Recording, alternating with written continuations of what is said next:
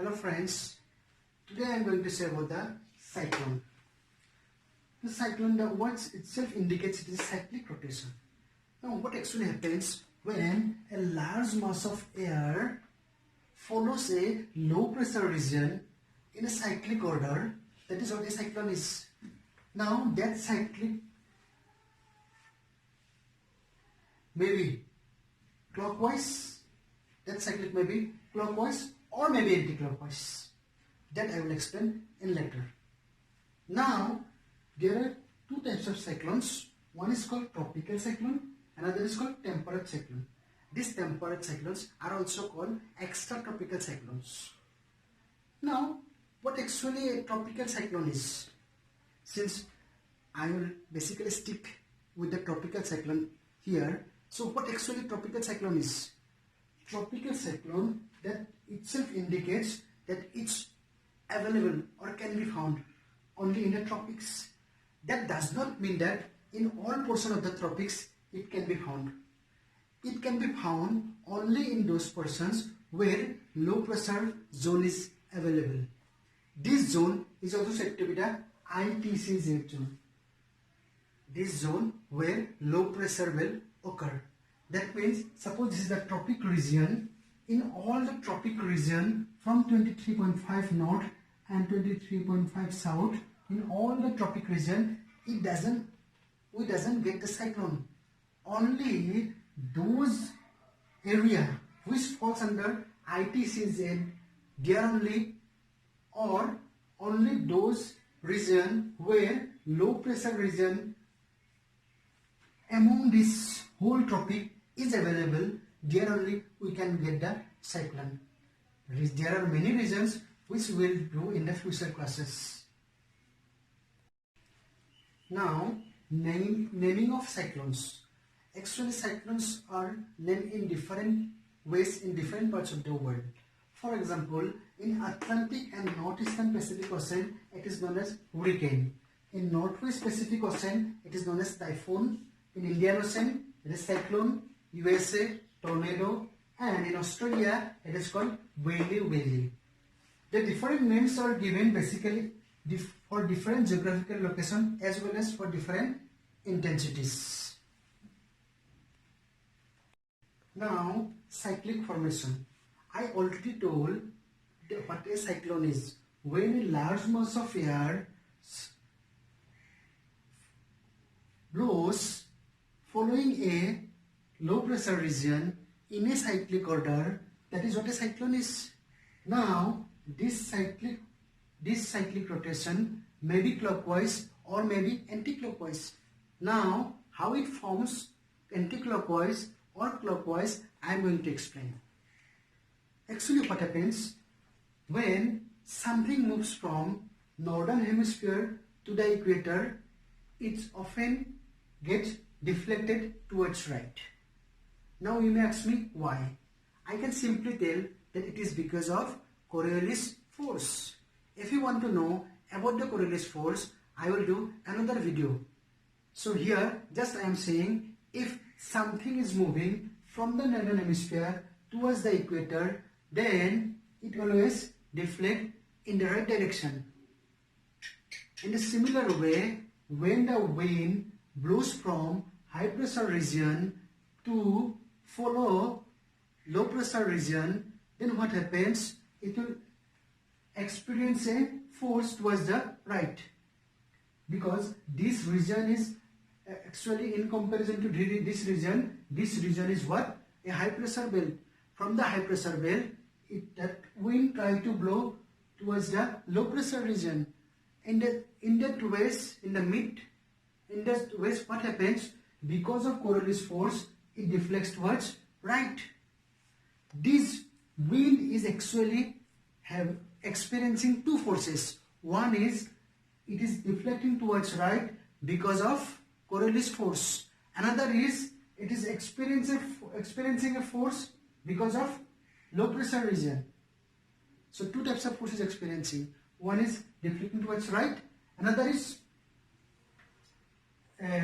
this wind is experiencing, one other force is that this low pressure region is experiencing a force, attracting attracting this high pressure wind. So this wind is experiencing two forces. One is because of Coriolis force, another is this low pressure region. This low pressure region is also attracting this force. Because of these two reasons, the wind is blowing in the anti-clockwise direction. These two forces making the wind to blow in the anti-clockwise direction. In a similar way, when one travels from southern hemisphere to the equator, it deflects towards left. Same reason, because of Coriolis force. Coriolis force makes the objects to deflect towards left. Similar way, when the wind blows from southern hemisphere to the equator, it deflects towards left. This wind is also experiencing two forces. One is due to Coriolis force, another is due to this low pressure region. Because of these two forces, it's blowing like this to seize what? Low pressure. That's why this wind travels in a clockwise direction in order to seize this low pressure region. Actually, now the factors responsible for cyclones. Here I will treat 1 to 3 together because these three have relation.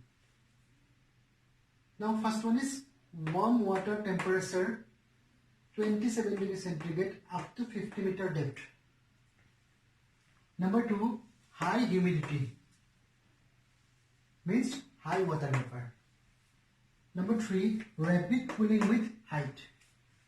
Now this I will explain in details.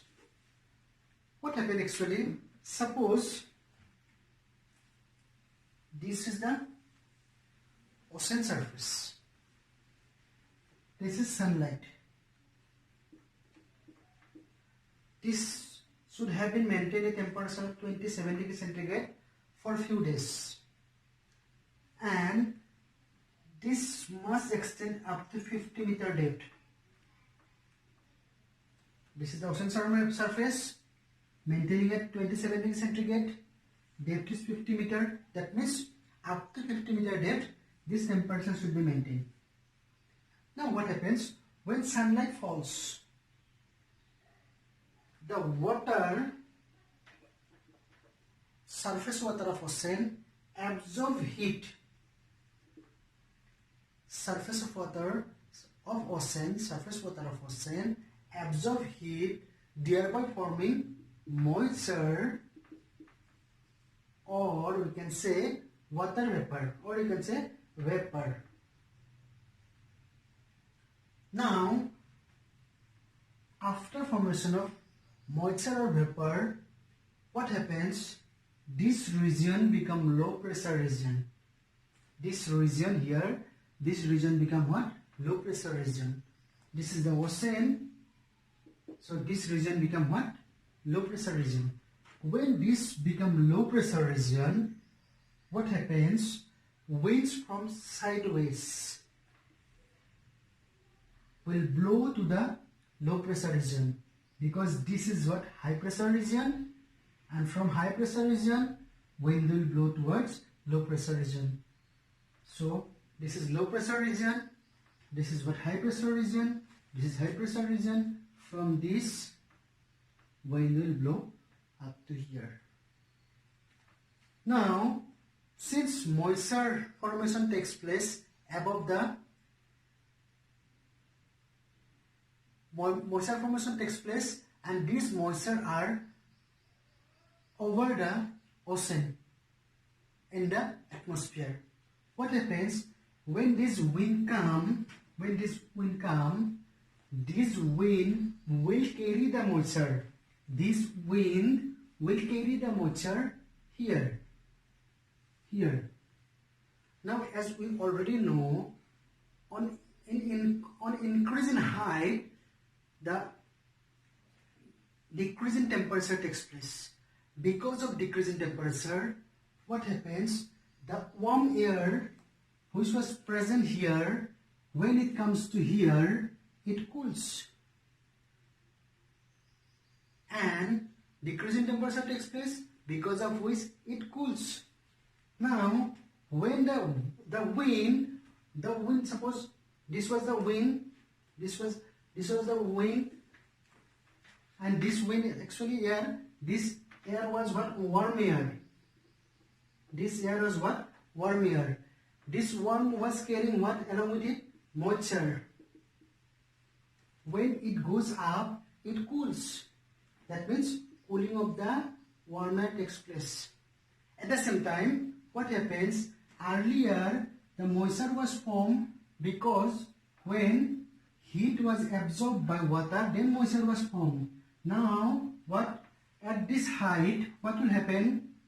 Warm air will cool. At the same time, the moisture will release its heat. Moisture will release its heat. That means moisture will release its heat. At the same time, it will form water droplets. So here what will happen? Warm air will cool because increase in height takes place. At the same time, moisture also what happen? Release the heat. When moisture release the heat, what happens? Moisture will release the heat. At the same time, water droplets will be formed. These water droplets are responsible for the formation of cloud. So the water droplets result this cloud. And this cloud will go up to the tropopause. This cloud will go up to the what? Tropopause.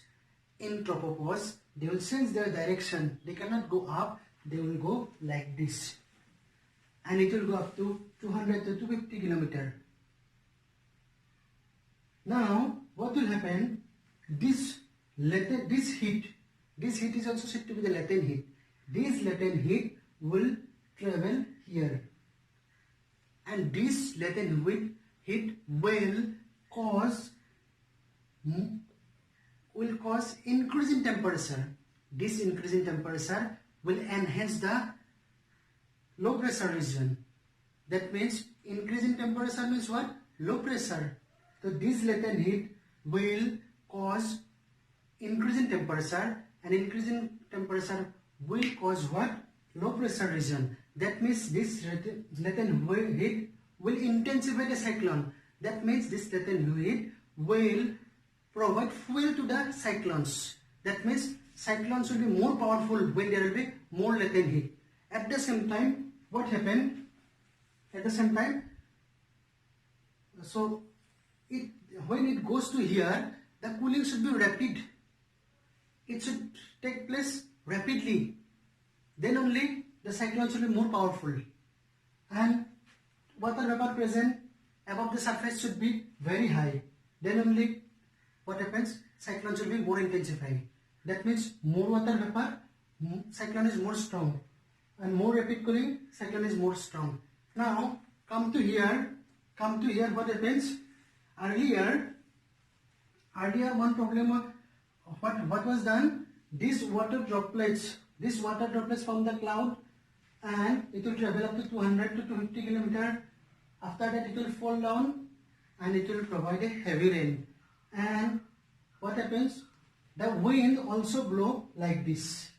Because the air was there now, this air will blow like this. And latent heat will blow like this. So all this will form a cycle. This cloud will cause the rain. At the same time, the wind which was carrying the moisture, that will blow in this way. And it will blow here. The wind will blow like this. So all three things are continuously happening. And at the same time, what happens? Here, actually, visibly this air, when it becomes low pressure, the air from high pressure region will come to here, and it will go like this by forming this type of swirl. And this region become a vacant. In this vacant region, will found the center of the cyclone. This center is nothing but eye. And the wall surrounding this eye is called eye wall. The damages which we can see near the sea coast are because of this I1. Now, number 4, low vertical wind shear. What happens when, suppose this is the low pressure region. The wind will come from here, from the high pressure region. Then they will move up, carrying the moisture. Here, formation of cloud will take place. Formation of cloud. Now what happens? If any other winds blow here, then there will not be formation of cloud. Or if any wind blows, its strength must be very, very lesser than that of this region. That of this region. That means the strength of this wind must be lesser than this wind. Then only formation of cloud will take place. And this is said to be what? Low vertical wind shear. That means the strength of this wind must be very, very lesser than the wind flowing from this direction. Now, number 5 is Coriolis effect. What is actually Coriolis effect? See here, suppose this is the equator, this is 5 degree north, this is 5 degree south. So in this region there will not be Coriolis force. When there is no Coriolis force, no cyclone, because Coriolis force plays a major role in the formation of cyclone.